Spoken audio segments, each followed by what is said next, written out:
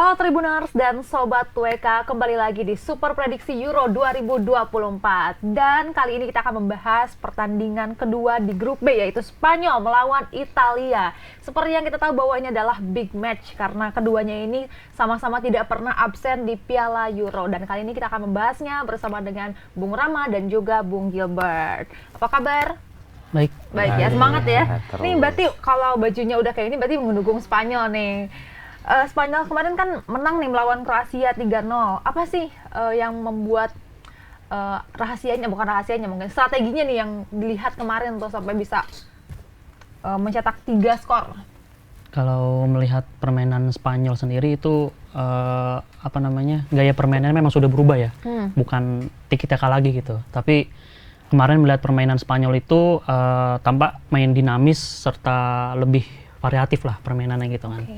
Terlihat Spanyol langsung ngegolin gawang Kroasia 3 gol tanpa balas gitu kan. Dan sehingga ini terlihat Spanyol ini lebih padu lah dengan pemain-pemain yang muda gitu kan, maupun yang udah senior gitu. Dan terlihat pelatih Spanyol ini, Luis de la Fuente ini memang ingin menampilkan permainan yang berbeda dibanding era-era sebelumnya gitu. Jadi terlihat jelas kemarin pada saat melawan Kroasia, Spanyol mampu unggul 3-0 lewat gol dari Alvaro Morata, Fabian Ruiz sama Dani Carvajal. Terlihat juga permainan dari Spanyol pada gol pertama itu cepat transisinya gitu. Terlihat dari Fabian Ruiz mampu langsung assist ke Alvaro Morata, lalu Alvaro Morata mampu memanfaatkan peluang itu dengan tendangan kaki kirinya yang mendatar, ya, yang mengelabui kiper dari Kroasia. Lalu pada gol kedua terlihat juga Spanyol ini lewat Fabian Ruiz ya kembali lagi dengan kegemilangannya di dalam kotak penalti Kroasia, mampu menjebloskan gawang Kroasia gitu lewat sepakan kaki kirinya di dalam kotak penalti. Dan juga terakhir, gol Spanyol dari Dani Carvajal memanfaatkan assist dari pemain muda Lamine Yamal gitu ya. Lalu Carvajal mampu memanfaatkan peluang itu sehingga Spanyol mampu unggul di babak pertama 3-0. Dan di babak kedua terlihat Spanyol ini juga mampu mempertahankan keunggulan ya, walau Kroasia sempat bikin peluang gitu ya lewat penalti.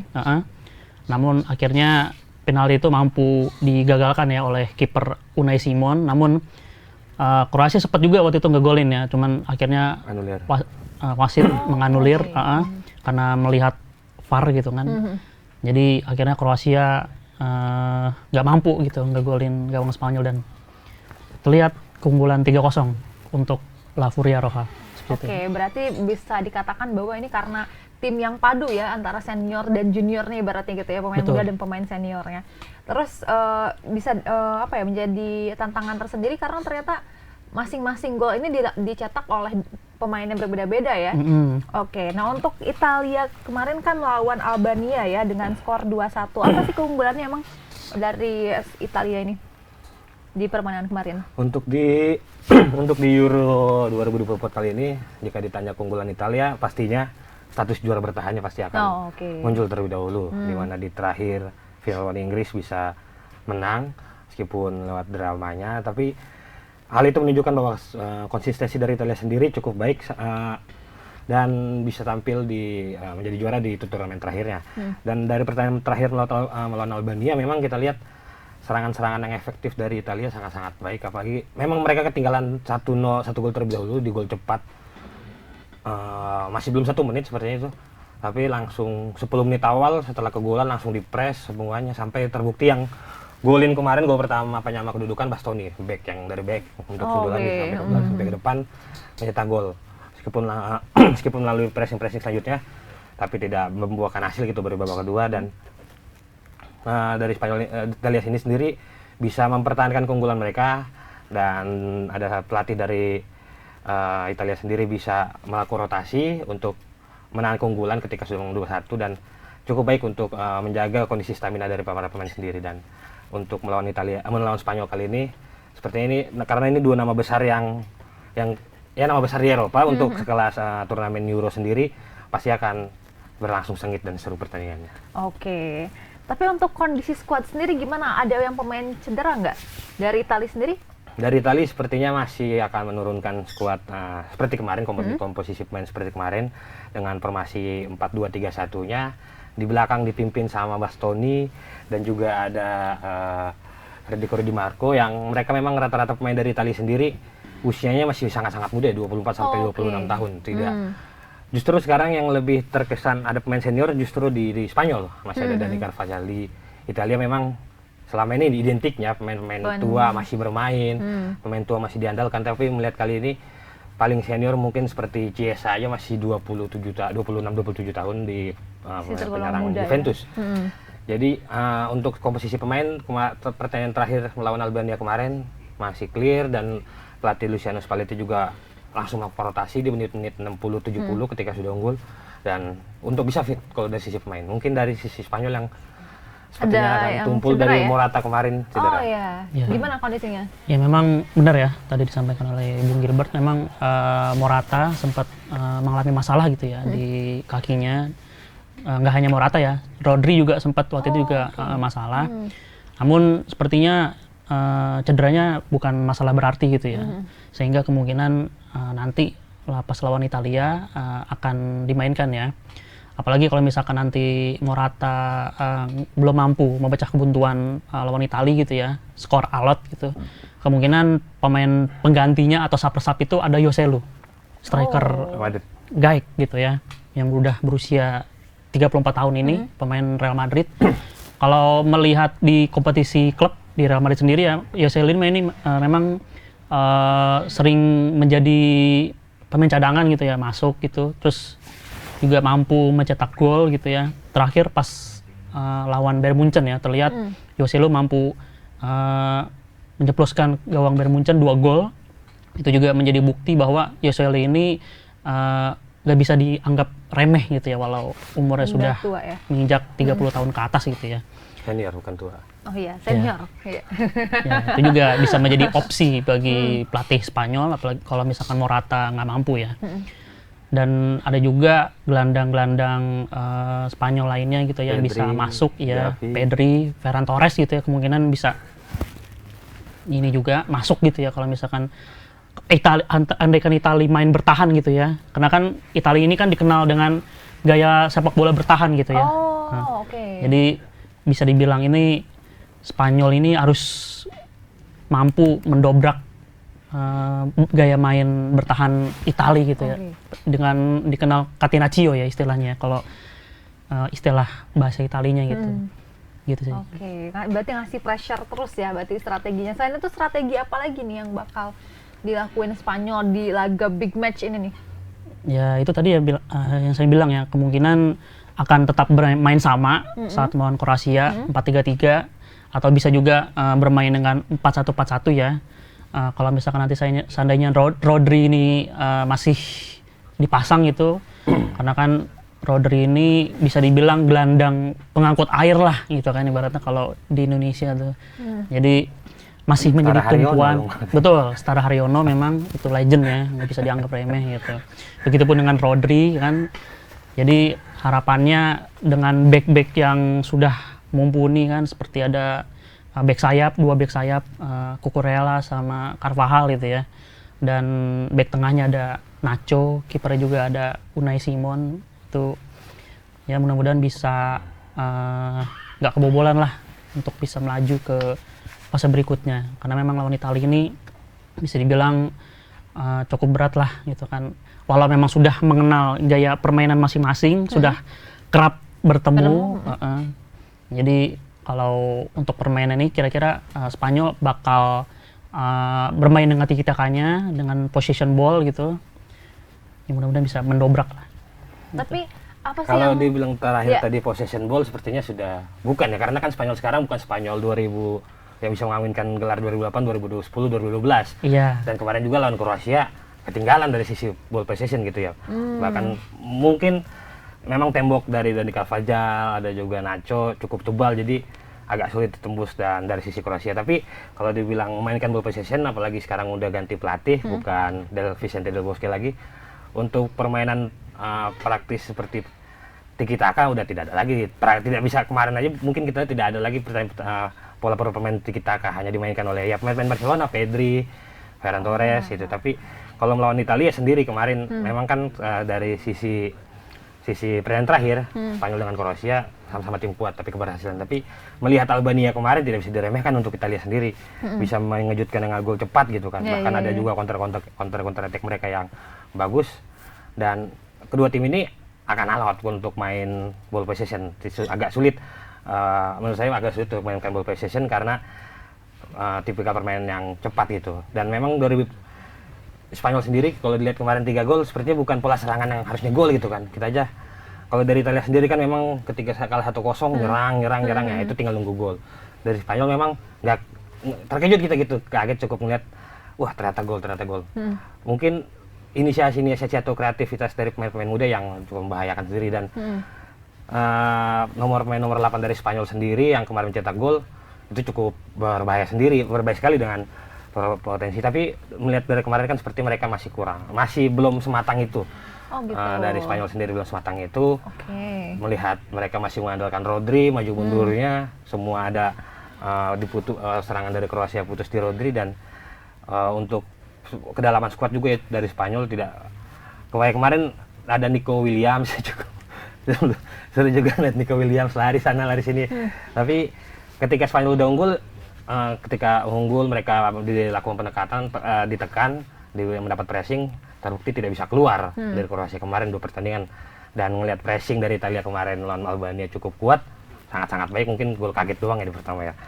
Dan sepertinya akan sangat-sangat mematahkan Spanyol lagi untuk memainkan pola tiki taka atau ball possession. Tapi kalau dari pemain Italia sendiri nih, pernyataan statement dari Davide Fratesi kan sempat bilang ya kemarin ya sebelum pertandingan, bahwa kalau timnya ini sangat mengakui lah gitu kan permainan Spanyol gitu. Jadi makanya timnya ini sangat berhati-hati banget untuk mainnya gitu kan. Dan kalau menurut Fratesi juga akan tampil mati-matian lah, tidak ingin meremehkan banget gitulah ya kan. Iya, gitu. Itu sih tambahan statementnya. Berarti tadi untuk yang harus diwaspadai itu pemain-pemain muda dari Spanyol ini ya. Betul. Tapi kelemahannya tadi disebutkan apa? Masih kurang matang ya? Iya, dari sisi pemain-pemain tengah mereka, jika menyebutkan tadi Bung Rama gitu, Bung Rama bilang akan ball possession, melawan Italia sepertinya tidak akan jalan ball possession itu tiga-tiganya. Gimana tuh? Tapi kalau saya kira sih bakal mengandalkan itu ya, karena kan kita tahu sendiri nanti Italia kemungkinan akan benar-benar bertahan nih, akan memanfaatkan serangan-serangan baliknya gitu kan nanti kan, karena kita tahu walaupun memang pelatihnya berbeda, eranya juga berbeda, tapi kalau menurut saya pelatih Spanyol juga pasti akan menerapkan inilah possession bola, tiki taka juga gitu. Walau memang tidak sesering pelatih sebelumnya, Vicente Del Bosque tadi seperti yang dikatakan Bung Gilbert, tapi ya kalau menurut saya sih tetap akan mengandalkan itulah ya kan, dengan permainan dari 1-2 gitu kan, atau enggak dari sayap, memanfaatkan kecepatan dari Cucurella atau Carvajal gitu. Walau memang Carvajal ini memang bisa dibilang umurnya udah lewat lah gitu, senior lah, tapi ya tidak ada salahnya gitu kan kalau untuk memanfaatkan permainan seperti itu. Ada 2 pendapat berbeda nih soal tiki taka, kita bakal lihat nanti. Tapi untuk yang harus diwaspadai sendiri dari Italia nih untuk Spanyol apa nih Bung Rama? Ya itu tadi ya, permainan cepatnya dengan serangan balik sih gitu. Karena kan nantinya akan melawan Spanyol gitu kan. Karena mereka sadar lah lawan yang akan dihadapi nantinya Spanyol gitu. Yang memang sudah langganan main di Euro, sudah 3 kali juara Euro gitu kan. Jadi salah satunya itu Davide Fratesi tadi, pemain yang bisa dianggap berbahaya juga lah gitu kan.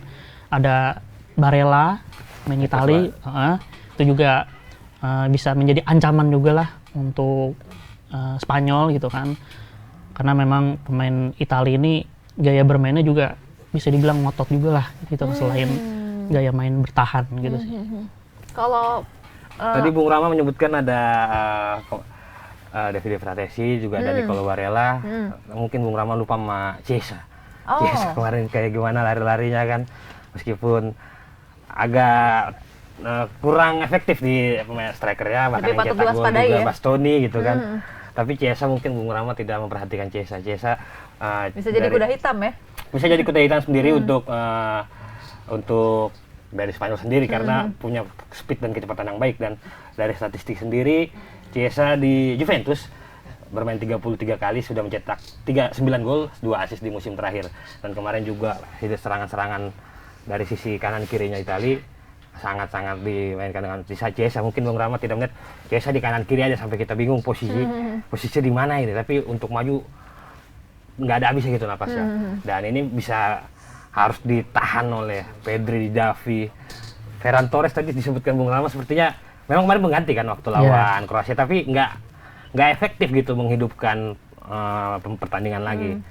Masih sangat-sangat bergantung dengan Rodri sendiri untuk mutus-mutus dari penyerangan dari lawan untuk Spanyol. Dan ini akan menjadi faktor senior ini akan menjadi hal yang dimanfaatkan oleh Italia, para pemain Italia, karena di Spalletti sendiri punya track record yang bagus ya. Terakhir dia melatih Napoli 2 musim dan juga juara kemarin kan, makanya megang pemain muda ini bukan hal yang kaget di luar terkejut lagi untuk Spalletti bisa memanfaatkan pemain muda mereka dibanding dengan Spanyol mengawinkan senior dan juga juniornya yang diturunkan oleh pertandingan nanti. Oke. Nah tapi kalau bicara soal pemain, kira-kira ini siapa yang bakal jadi yang paling menonjol lah gitu di pertandingan melawan Spanyol nanti di Italia? Mungkin untuk ball possession akan bermain sama, tapi pertandingan akan patut menarik dinantikan dengan nama besar kedua tim dan juga pasti sama-sama ngotot. Posisi sekarang kan di grup B peringkat 1, peringkat 2. Spanyol unggul efektivitas gol 2 gol lagi unggul dibanding Italia. Dan masih ada Kroasia pastinya. Kalau mungkin di grup lain, kalau untuk turnamen singkat Euro, Piala Dunia, poin 4 sudah sangat-sangat aman. Untuk memastikan lolos ke babak 16 besar. Tapi dengan ada Kroasia satu lagi dan Kroasia melawan Albania, pasti kedua tim ini akan saling ngotot untuk mengamankan poin untuk bisa meraih kemenangan. Karena kalau mereka bermain imbang, masih akan ada Kroasia yang melawan Albania yang siap menyalip. Itu perlu hal diperhatikan ataupun diantisipasi. Dan dari sisi pemain sendiri yang perlu diantisipasi untuk dari sisi pemain Italia, ada tadi kecepatan dari Federico Chiesa, terus ada juga pemain dari Atlanta, Gianluca Scamacca. Meskipun kemarin tidak terlihat, tapi buka-buka ruang dari Scamacca ini sendiri cukup baik, efektif, bisa meskipun tipikal pemainnya menunggu di depan gitu ya, tidak seperti sama kayak yang mungkin striker Ciro Immobile yang menunggu di depan, tapi pergerakan-pergerakan dari Scamacca ini sangat-sangat membuka ruang bagi bukti pemain-pemain tengah dan juga belakang Italia untuk bisa mencetak gol. Terbukti dari yang Bastoni dan juga Barella yang kemarin bisa mencetak gol. Dan itu harus kecepatan pemain muda Italia harus diantisipasi oleh Carvajal, Nacho, Monreal, ada siapa lagi di belakangnya? Cucurella. Tapi kalau misalnya satu orang nih, siapa nih yang kira-kira bakal jadi man of the match? Waduh, berbicara man of the match tergantung ya, karena kan man of the match nggak bisa menurut Bung Gilbert sendiri diprediksi dari pertama. Kalau memang dia bermain dari sisi efektivitas ya pasti Spanyol, peluang sedikit tapi bisa cetak gol gitu kan. Dan nggak ngira kalau pola penyerang seperti itu bisa cetak gol. Dari kalau Spanyol bisa menang, mungkin ada man of the match-nya Nico Williams kali ya. Nico Williams yang larinya cepet itu kan, lari-lari meskipun kontrol bolanya ngaco gitu kan. Tapi kalau dari Italia, kalau Italia yang bisa menang, Chiesa bisa jadi pembeda. Ataupun kalau dari skuad-skuad lapis keduanya yang nanti akan dimasukkan sebagai pemain pengganti, mungkin dari sektor back juga bisa memanfaatkan bola-bola mati dari Italia saat melakukan penyerangan, dan itu bisa jadi pembeda ketika mereka digempur sama Spanyol tapi bentengnya tebal kan, itu bisa jadi pembeda nanti dari Italia. Gimana Bung Rama? Siapa yang bakal jadi man of the match seperti yang disebutkan tadi kah atau gimana? Kalau tadi Italia bilangnya ada Chiesa kan. Ini Spanyol juga nggak mau kalah nih. Ada pemain super sub juga. Yang tadi saya bilang ada Joselu juga. Kemungkinan nanti kalau misalkan skornya alot, yang tadi seperti saya bilang kan, kemungkinan Joselu akan dimasukkan lah di 20 menit terakhir atau 10 menit terakhir gitu untuk memecah kebuntuan. Kita tahu kan pas laga terakhir Spanyol lawan Italia di semifinal UEFA Nations League tahun 2023, terlihat Joselu mampu mencetak gol ya di 10 menit terakhir itu, sehingga membawa Spanyol lolos ke final waktu itu UEFA Nations League lawan Kroasia gitu di partai puncak. Nah jadi kalau saya melihat Joselu ini juga bisa menjadi pembeda lah ya kan, terlihat juga di level klub dan di level timnas di sebelumnya gitu kan. Jadi saya kira Joselu mampu lah gitu lah. Dan selain Joselu ada juga Lamine Yamal gitu, pemain muda Spanyol milik Barca juga gitu, itu juga mampu lah kira-kira untuk menerobos pertahanan dari Italia nantinya gitu. Dan tadi benar ada juga Nico Williams gitu. Nah jadi 3 penyerang ini patut diwaspadai oleh Italia selain Morata gitu ya di ujung tombak. Nanti kalau seandainya Morata tidak mampu untuk mencetak gol, masih ada Joselu gitu. Oke, tapi menurut abang-abang nih ya, Bung. antara bung dia, antara Spanyol sama Italia ini paling jauh bakal sampai babak mana nih ketemu lagi nih? Ya kemungkinan bisa di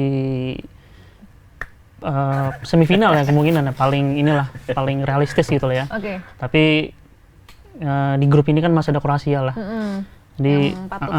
Patut diwaspadai gitu ya. Jadi masih ada kemungkinan gitu kan di runner up-nya ini antara Italia atau Kroasia gitu. Kalau misalkan seandainya Spanyol nanti menang lawan Italia dan dipastikan akan lolos gitu kan langsung kan ke 16 besar. Jadi untuk Italia kemungkinan masih bisa bertemu nantinya gitu di semifinal lah. Tapi apapun bisa terjadi nantinya gitu. Gitu gimana kalau Bung Gilbert? Ini kan kompetisi Euro gitu ya. Jangan sama Bung Rama sendiri jangan samain sama UEFA Nation League gitu kan. Itu kan liga baru dari FIFA yang banyak sorotan gitu. Kalau dari Euro terakhir pertemuan di Euro mereka Spanyol kan cuma sampai /8 meskipun penentuannya di penalti kan, sampai akhir penalti dan benar Morata yang golin di waktu itu.